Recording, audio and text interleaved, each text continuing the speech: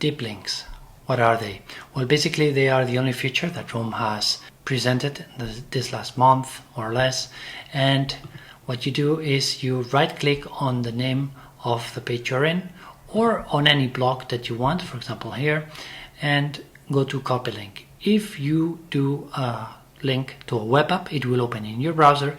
If you do a link to a desktop app, it will open on your desktop app, and that's what they call a deep link. Let's try it. Let me show you. So here I just copied the link to my clipboard. Now let me go to a browser and let's press paste. And now if I press enter, it will ask me if I want to open it in the Rome Research app, which say yes, and it opens.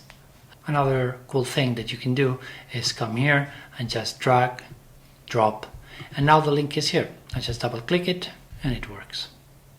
If I didn't have this graph open, let's say this link was to another graph, then it would open in a new window. So why are the links interesting? Well, there's two use cases. One is having your links here.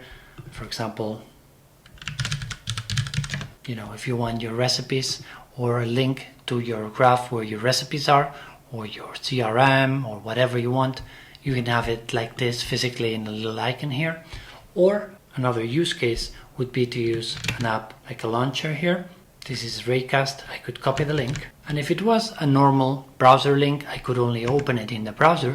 But now, because it's a Rome app link, I can create a quick link, for example, and open it in Rome Research, create a quick link, and this way whenever I type recipes, I have the quick link here. I just have to press enter. No need to open browsers, not even need to open the Rome app. Now it's very important that you make sure you have the latest Rome app. If you just downloaded it, it's no problem, but if you've been using it for a while, you have to Rome Research, check for updates, make sure you are all updated, and also make sure that you have at least 0.015 as your version of the Rome desktop app. Anything less than that will still create the links, but they won't launch.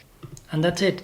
Rome has been fixing little things here and there, has been tweaking things here and there, but in terms of features, this is the new feature that we've had this last month. As always, I will keep on updating you on anything new from Rome. See you in the next one.